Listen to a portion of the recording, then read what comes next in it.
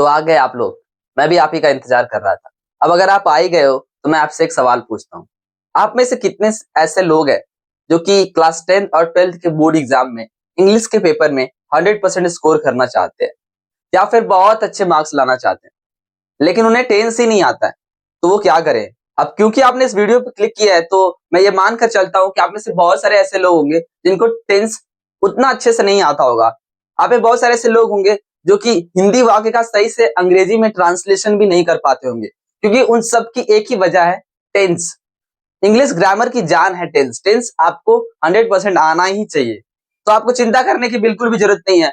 मैं आपकी इसी परेशानी को दूर करने के लिए और टेंस को आपके लिए आसान बनाने के लिए टेंस की ये मास्टरी सीरीज चला रहा हूं। इस सीरीज में मैं आपको सारे टेंसेस बेसिक से एडवांस लेवल तक सिखाने वाला हूं। डिस्क्रिप्शन में आपको उस प्लेलिस्ट का लिंक भी मिल जाएगा, आप डायरेक्टली वहां से भी मेरी बाकी की वीडियोस को भी देख सकते हो। फिलहाल हम इस वीडियो की बात करते हैं। इस वीडियो में मैं आपको पास्ट कॉन्टिन्यूअस टेंस का फुल डिटेल एक्सप्लेनेशन देने वाला हूं। बस आपसे एक ही रिक्वेस्ट है कि इस वीडियो का एक एक पॉइंट आप लास्ट तक देखिएगा। इस वीडियो कहीं पर भी स्किप मत करिएगा, और मैं गारंटी देता हूं कि इस वीडियो को लास्ट तक देखने वाला हर वो लड़का आज कुछ ना कुछ सीख के ही जाने वाला है।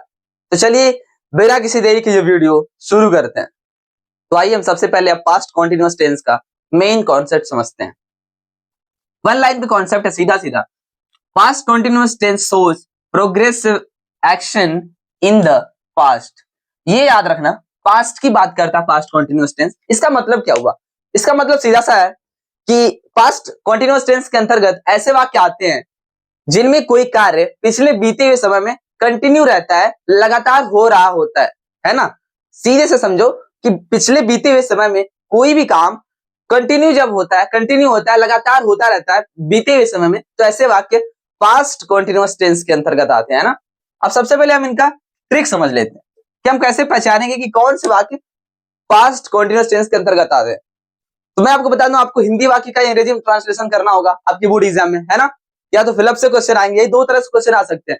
तो बस आप एक बात याद रखना कि अगर हिंदी वाक्य के अंत में रहा था, रही थी, रहे थे इत्यादि शब्द लगे हो तो समझ जाना कि बस वो पास्ट कॉन्टिन्यूअस टेंस का वाक्य भैया, है ना। तो चलिए अब एक एग्जाम्पल समझते हैं। मैं कल अंग्रेजी पढ़ा रहा था, है ना। यहाँ पे पढ़ा रहा था, ये पास्ट की बात है, बीते हुए कल की बात है, और इसमें मेरे द्वारा अंग्रेजी पढ़ाने का काम हो नहीं गया था, अंग्रेजी पढ़ाने का काम लगातार हो रहा था, है ना। तो ऐसे वाक्य अगर आ जाए तो आप समझ जाना कि ये वाक्य पास्ट कॉन्टिन्यूअस टेंस के स्ट्रक्चर पे बनेंगे, ठीक है। तो मेरी आपसे एक रिक्वेस्ट है कि आप पास्ट कॉन्टिन्यूअस टेंस के ये 3 इंपॉर्टेंट की पॉइंट अपने नोट्स में जरूर लिखना, ठीक है, बहुत इंपॉर्टेंट है। पहला समझते हैं, सिंगुलर सब्जेक्ट, एक वचन करता, यानी कि जब सेंटेंस में काम करने वाला कोई एक व्यक्ति होता है ना, तो ऐसे हम सब्जेक्ट को सिंगुलर सब्जेक्ट कहते हैं। या तो फिर कोई प्रोनाउन यूज कर लेगा सिंगुलर सब्जेक्ट की जगह, जैसे ही व्यक्ति के लिए इस्तेमाल होता है, सी किसी स्त्री के लिए इस्तेमाल होता है, ही पुरुष के लिए इस्तेमाल होता है, इट निर्जीव चीजों के लिए इस्तेमाल होता है, आई मैं आप जानते ही हो, या फिर कोई भी एक व्यक्ति का नाम दिया हो, है ना। तो ऐसे सब्जेक्ट एक वचन करता होते हैं, सिंगुलर सब्जेक्ट होते हैं, और इनके साथ हम पास्ट कॉन्टिन्यूअस टेंस में वॉज का इस्तेमाल करते हैं। बहुत ध्यान से देखना, वॉज का इस्तेमाल करते हैं ना। दूसरा दूसरा की पॉइंट है प्लूरल सब्जेक्ट, यानी कि जब बहुवचन करता हो, जैसे कि वी हम लोग, यू तुम लोग, दे वे लोग, या एक से अधिक व्यक्ति का नाम दिया हो, ठीक है, तो समझ लेना कि वो प्लूरल सब्जेक्ट होगा। और इनके साथ हम पास्ट कॉन्टिन्यूअस टेंस में वर हेल्पिंग वर्ब का इस्तेमाल करते जी। ये वॉज या वर पास्ट कॉन्टिन्यूअस टेंस की हेल्पिंग वर्ब है, ये भी अपनी कॉपी में लिख लेना, ठीक है। अब बात करते हैं तीसरे की पॉइंट की, है ना। तीसरा की पॉइंट तो सिर्फ इसी टेंस के लिए नहीं है, ये रामबाण है भैया। चाहे कोई सा भी कॉन्टिन्यूअस टेंस हो, चाहे वो प्रेजेंट का हो, पास्ट का हो, फ्यूचर का हो, या फिर किसी का भी परफेक्ट कॉन्टिन्यूअस ही क्यों ना हो, अगर कॉन्टिन्यूअस है तो मेन वर्ब की फर्स्ट फॉर्म में आईएनजी जरूर लगेगा। ये ध्यान देना, मेन वर्ब की आईएनजी फॉर्म जरूर यूज होगी। तो यहाँ पर भी क्योंकि ये पास्ट कॉन्टिन्यूअस टेंस है, नाम में कॉन्टिन्यूअस आ ही गया, तो मेन वर्ब की फर्स्ट फॉर्म में हम क्या ऐड कर देंगे, आईएनजी जोड़ देंगे, ठीक है ना। जैसे कि मेन वर्ब क्या होगी भैया, मेन वर्ब जैसे मैंने एक वाक्य बोला था आपको कि मैं कल अंग्रेजी पढ़ा रहा था, यहाँ पे वर्ब क्या है, पढ़ाना। क्रिया क्या हो रही है, काम क्या हो रहा है, पढ़ाना, है ना। तो पढ़ाना मेन वर्ब हो गई, और पढ़ाना के लिए हम बेस फॉर्म वाली वर्ब क्या यूज करते हैं, टीच। लेकिन टीच इस्तेमाल करना है नहीं, आपको आईएनजी लगाना है फर्स्ट फॉर्म में, टीच से टीचिंग बनाना है। अगर खेलना मेन वर्ब होती तो आपको प्ले से प्लेइंग बनाना ना। तो ऐसी वर्ब आपको इस्तेमाल करनी है पास्ट कॉन्टिन्यूअस टेंस के अंदर, है ना।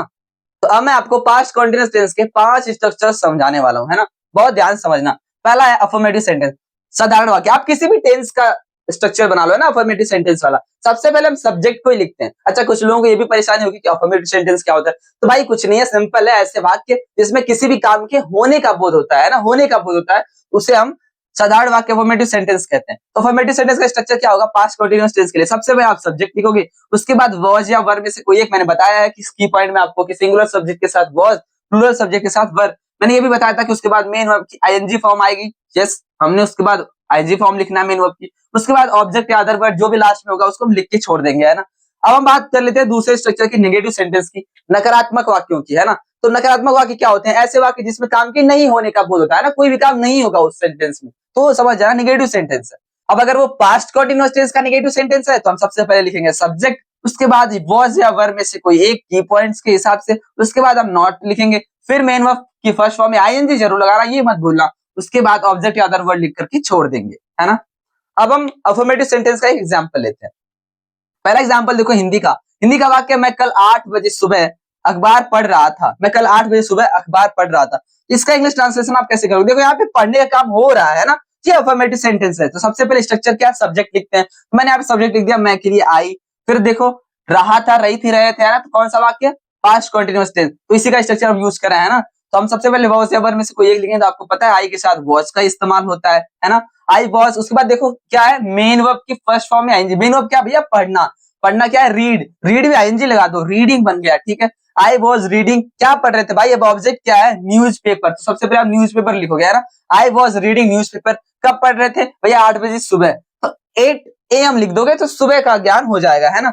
उसके बाद कल की बात है, बीते हुए कल की बात है ना, क्योंकि ये पास्ट का टेंस है, तो आप टुमारो नहीं यस्टरडे का इस्तेमाल करोगे। सेंटेंस बनेगा I was reading newspaper at 8 AM yesterday. तो आइए अब हम एक नेगेटिव सेंटेंस का एग्जांपल लेते हैं। हिंदी का वाक्य है, मोहन और सोहन झगड़ा नहीं कर रहे थे, है ना। मोहन और सोहन झगड़ा नहीं कर रहे थे, ध्यान दो, झगड़ा हो नहीं रहा था, है ना, यानी कि ना होने का बोध हो रहा है। नेगेटिव सेंटेंस है, रहा था, रही थी, रहे थे, पास्ट का कंटीन्यूअस टेंस, तो नेगेटिव सेंटेंस का स्ट्रक्चर लगा दो भैया।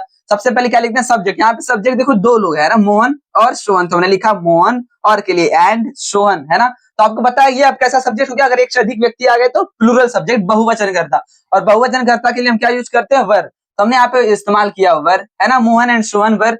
उसके बाद नॉट लिखना, तो हमने नॉट लिख दिया। फिर स्ट्रक्चर देखो, मेन वर्ब की फर्स्ट फॉर्म में आईएनजी। यहाँ पर मेन वर्ब क्या है, झगड़ा करना, झगड़ा करना क्रिया है, तो इसकी बेस फॉर्म वाली वर्ब क्या होती है, क्वेरल, QUARREL, क्वेरल। उसमें हम आईएनजी जोड़ देंगे क्योंकि हमको आईएनजी यूज करना ही होता है कंटीन्यूअस टेंस में, तो हम यहाँ पे लिखेंगे क्वेरलिंग, है ना। और उसके बाद ऑब्जेक्ट या अदर वर्ड अब बचा ही नहीं है, तो हमको लिखने की आगे कुछ भी जरूरत ही नहीं है। तो सेंटेंस क्या बना, Mohan and Sohan were not quarrelling.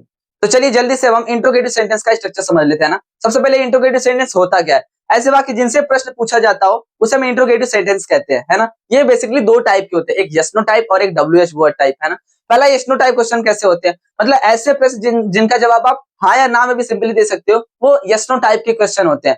जैसे अगर आपसे पूछ लिया जाए कि क्या तुम सुबह दिल्ली जा रहे थे, तो यहाँ पे देखो हिंदी वाक्य की पहचान क्या होगी कि जो प्रश्न पूछने वाला शब्द क्या होगा वो वाक्य के शुरू में ही आ गया, है ना। तो आप सिंपली हाँ या ना भी कह सकते हो कि हाँ या ना, ठीक है। तो ये क्या हो गया, यस नो टाइप का क्वेश्चन हो गया। वैसे ही WH वर्ड टाइप कि तुम सुबह क्यों रो रहे थे, है ना। अगर मान लो ऐसा कोई सेंटेंस आ जाए, कोई भी उदाहरण पकड़ लो, है ना, नॉर्मली हमको समझना ही तो है, समझने से मतलब है। तो देखो तुम सुबह क्यों रो रहे थे, तो जो प्रश्न पूछने वाला शब्द क्यों है वो वाक्य के बीच में कहीं पे आता है, तो ऐसा वाक्य क्या होता है, WH वर्ड टाइप का होता है। तो हम समझते हैं इन सबके लिए स्ट्रक्चर क्या होगा। तो अगर यस नो टाइप का अगर सेंटेंस है और वो भी पास्ट कंटीन्यूअस टेंस में अगर है, तो आप क्या करो, सबसे पहले वॉज या वर में से कोई एक इस्तेमाल करो, की पॉइंट्स मैंने बताया हुआ है। उसके बाद सब्जेक्ट, फिर उसके बाद मेन वर्ब की फर्स्ट फॉर्म में आईएनजी आपको लगाना ही लगाना है क्योंकि कंटीन्यूअस। उसके बाद ऑब्जेक्ट या अदर वर्ड्स आप लिख दोगे। प्रश्नवाचक का चिन्ह लगाना मत भूलना भैया, प्रश्नवाचक वाक्य। चौथा स्ट्रक्चर हम WH वर्ड के लिए देखते हैं। WH वर्ड अगर आया हुआ, WH वर्ड क्या भैया, why, when, how, what, where, जितने भी शब्द हैं जिनसे प्रश्न पूछे जाते हैं वो WH वर्ड होते हैं। तो आपको उनको पहले लिखना है, उसके बाद वॉज या वर में से कोई एक इस्तेमाल करना है। आपको पता है सिंगुलर सब्जेक्ट हो तो वॉज, प्लूरल सब्जेक्ट हो तो वर, है ना। उसके बाद मेन वर्ब की फर्स्ट फॉर्म में आईएनजी जरूर लगा रहा, उसके बाद ऑब्जेक्ट लिख करके अदर वर्ड जो भी हो लिख करके आगे छोड़ देना, और आगे इंट्रोगेशन का मार्क प्रश्नवाचक चिन्ह जरूर से लगा देना, है ना। अब तीसरा स्ट्रक्चर समझते हैं, इंट्रोगेटिव नेगेटिव सेंटेंस। भैया प्रश्नवाचक नकारात्मक वाक्य, तो आप सिंपली ध्यान देना, इंट्रोगेटिव नेगेटिव के लिए कोई अलग से स्ट्रक्चर मत याद करो, है ना। इंट्रोगेटिव नेगेटिव भी दो ही टाइप का होगा, या तो यस नो टाइप या तो WH वर्ड टाइप, है ना। तो अगर यस नो टाइप का होगा तो ये यस नो टाइप वाला स्ट्रक्चर सेम यूज करना, और WH वर्ड टाइप होगा तो ये WH वर्ड टाइप वाला स्ट्रक्चर सेम यूज करना। बस एक बात का ध्यान देना, एक चेंज करना है अगर आप इंट्रोगेटिव नेगेटिव सेंटेंस बना रहे हो, तो ये जो स्ट्रक्चर आपको दिख रहा है ना ऊपर दोनों, बस अगर वो इंट्रोगेटिव निगेटिव में है तो आपको जो ये सब्जेक्ट दिख रहा है ना उसके तुरंत बाद नॉट का इस्तेमाल करना है। यही मैंने यहाँ पे लिखा हुआ है कि आपको सब्जेक्ट के तुरंत बाद नॉट का इस्तेमाल करना है, ठीक है। वो इंट्रोगेटिव निगेटिव सेंटेंस का स्ट्रक्चर बन जाएगा। ऊपर के दोनों स्ट्रक्चर सेम अप्लाई करने हैं इंट्रोगेटिव निगेटिव सेंटेंस में, जो अभी यहाँ पे लिखे हो आप ये दोनों, है ना। बस क्योंकि नहीं का सेंस लाना है तो आपको सब्जेक्ट के तुरंत बाद नॉट का इस्तेमाल जरूर करना है इंट्रोगेटिव निगेटिव सेंटेंस में, है ना। तो चलिए अब जल्दी से इंट्रोगेटिव सेंटेंस की एग्जांपल भी समझ लेते हैं ना, क्योंकि हमने स्ट्रक्चर तो जान लिया। पहला हिंदी का वाक्य क्या है, क्या तुम बाथरूम में गाना गा रहे थे। हाँ भाई, कुछ लोग होते हैं वो बाथरूम में गाना गाते हैं, बाथरूम सिंगर होते हैं, नहाते वक्त गाना गाने का शौक होता है बहुत लोगों को। तो ऐसे वाक्य का इंग्लिश सेंटेंस क्या होगा।